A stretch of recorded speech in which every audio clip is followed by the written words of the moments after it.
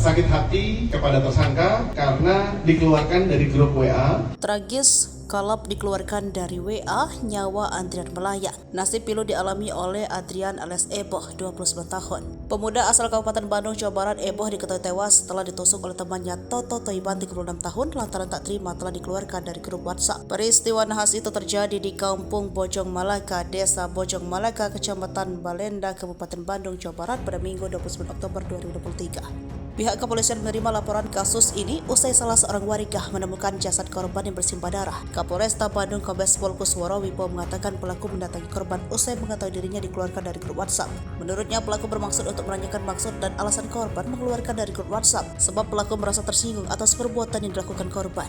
Akan tetapi korban disebut tak memberikan jawaban yang memuaskan sehingga membuat pelaku emosi. Keduanya pun terlibat cekcok dan berkelahi. Saat itu pelaku langsung mengeluarkan pisau kemudian menusuk korban beberapa kali di bagian lengan dan dada.